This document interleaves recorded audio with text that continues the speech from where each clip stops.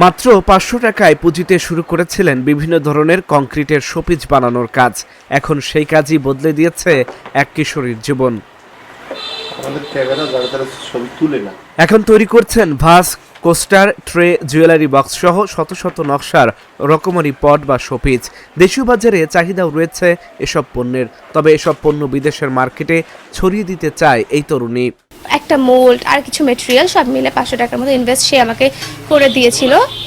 এরপরে সেই মেটেরিয়াল দিয়ে আমি নিজের জন্য প্রোডাক্ট বানাই, আমার প্লান্টার বানাই, আমি গাছ লাগাই, আমার ফ্রেন্ডদেরও গিফট করি। তারা দেখে বলে যে আচ্ছা আমরা তো এই প্রোডাক্টগুলো সেল করতে পারি, কারণ এগুলো সেলের উপযোগী, দেখতে প্রচণ্ড সুন্দর হচ্ছে।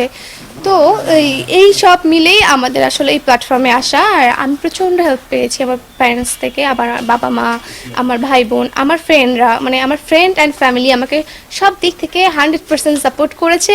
বিধায় মনে হয় আমি এত দূরে এত কম সময় এত দূর আসতে পেরেছি। ৩ মাসের মাথায় 25 পিসের অর্ডারটা আসে, তখন আমরা জিনিসটা নিয়ে অনেক হোপফুল হয়ে যাই। আমাদের মানে হোপ চলে আসে যে না, 25 পিসের অর্ডার করতেছে একটা মানুষ, তাহলে নিশ্চয়ই কিছু না কিছু আছে। অ্যান্ড 25 পিসের অর্ডার করার পর নেক্সট মান্থেই সে আবার একটা বড় অর্ডার করে 100 পিসের মতো। আমি দেশের বাইরে এক্সপোর্ট করার খুবই চেষ্টা করছি, কিছু এক্সপোর্ট করেছি, কিন্তু ওই যে বাল্কের যে অর্ডারগুলো ওগুলো এক্সপোর্ট নিয়ে বেশ ঝামেলা হচ্ছে।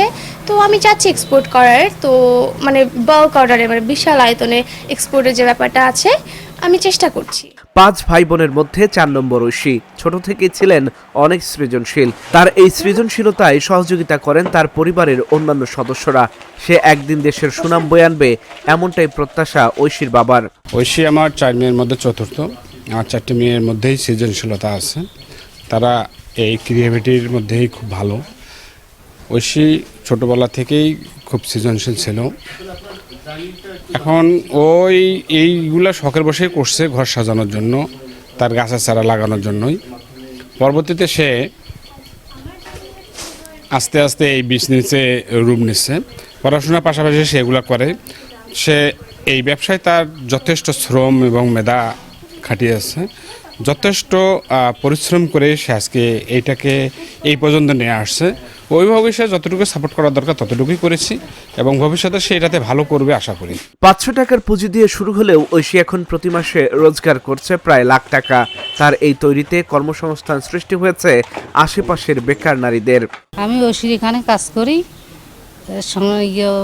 দিনতে কাজ করি, টাকা নেই, নিয়ে সংসার চালাই। আমার নাম সুফিয়া খাতুন, আমি ঐশিয়াপুর এখানে কাজ করি। যা টাকা পাই আমি সংসারে লাগাই, ছেলেমেয়েকে আমি লেখাপড়া করি, আমার বাকি বউ করা হয়। এদিকে এই উদ্যোগকে আরো সম্প্রসারিত করতে আর্থিক সহায়তা সহ নানা ধরনের সহযোগিতা করতে চায় ক্ষুদ্র কুটির শিল্প সম্প্রসারণ অধিদপ্তর।